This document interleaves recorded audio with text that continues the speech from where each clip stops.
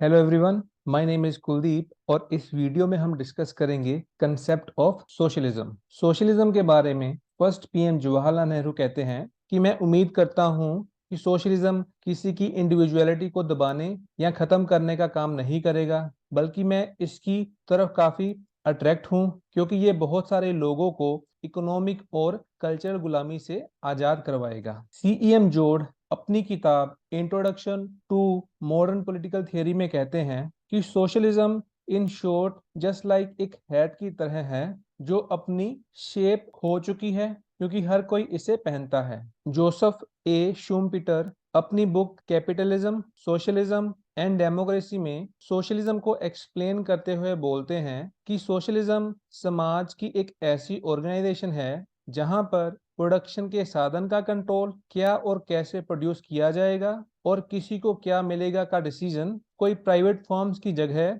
Public authority करती है। Socialism हमें दो तरह का देखने को मिलता है, evolutionary and revolutionary. Common language में सोशलिज्म एवोल्यूशनरी सोशलिज्म की ही बात करता है। एवोल्यूशनरी सोशलिज्म एक प्रोसेस के थ्रू सोशलिज्म को एक्टिव करने की बात करता है। यह डेमोक्रेटिक मेथड का फेवर करता है, जबकि दूसरी तरफ रेवोल्यूशनरी सोशलिज्म कैपिटलिस्ट सिस्टम को पूरी तरह डिस्ट्रॉय करके एस्टेब्लिश होने की बात करता है।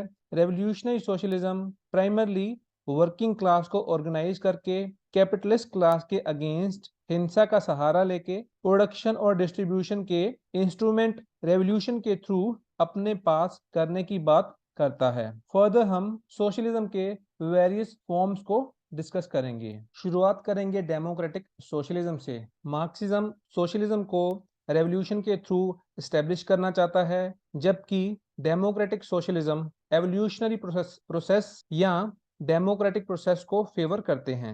डेमोक्रेटिक सोशलिज्म की पहचान। Number 1, democratic socialist partially production और डिस्ट्रीब्यूशन का सोशलाइजेशन चाहते हैं।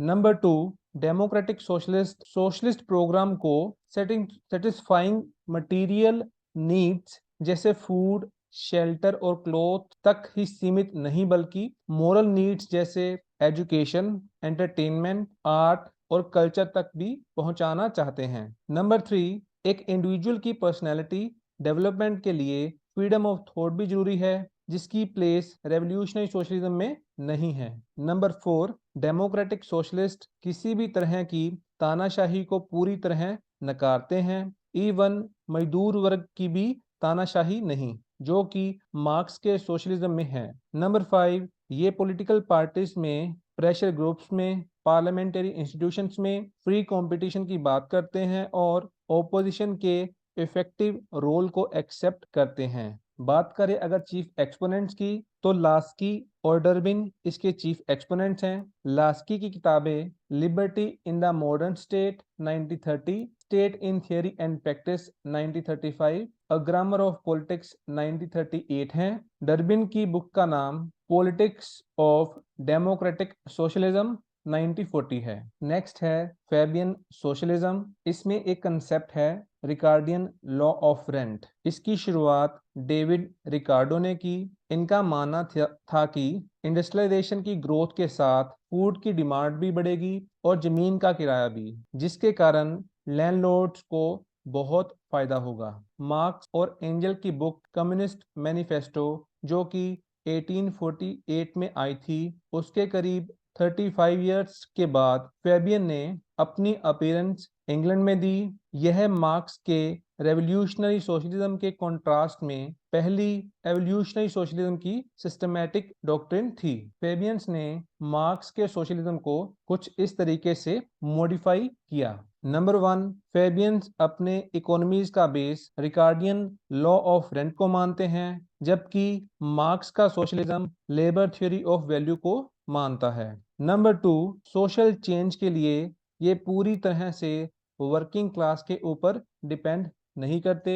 नंबर 3, फेबियंस एक ही तरह से नहीं बल्कि कई तरह से सोशलिज्म इंट्रोड्यूस करना चाहते थे, जैसे कि लेबर के लिए कानूनी ताकत बढ़ाना, लेबर के लिए एग्जीक्यूटिव ऑफिस की ताकत बढ़ाना, ट्रेड यूनियन और इसके जैसी संस्थाओं को ग्रो करना। फेबियन टर्म क्विंटस फेबियस ने कॉइन की थी। फेबियनिज्म के चीफ एक्सपोनेंट्स हैं George Bernard Shaw, Sidney Webb, Beatrice Webb, Sydney Olivier, Graham Wallas and JDH Cole. इनका मेन एम लैंड और इंडस्ट्रियल कैपिटल को इंडिविजुअल के हाथ से आज़ाद करवाकर कम्युनिटी वेलफेयर के लिए इस्तेमाल करना, इक्वालिटी ऑफ अपॉर्चुनिटी को प्रमोट करना, इंडिविजुअल और सोसाइटी के इकोनॉमिक, एथिकल, पॉलिटिकल एस्पेक्ट्स में सोशलिस्ट आइडियाज को प्रमोट करना है। सिडनी वेब अपनी बुक फेबियन एसेज में ऑब्जर्व करते हैं कि ऑर्गेनिक चेंजेस डेमोक्रेटिक, धीरे धीरे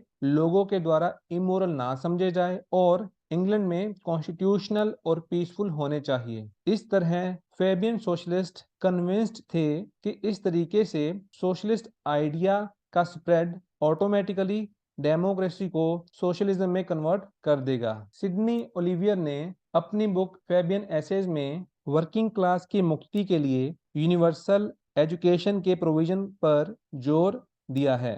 next school of socialism German social democracy, जिसकी शुरुआत फर्डिनेंड लासेल ने की थी।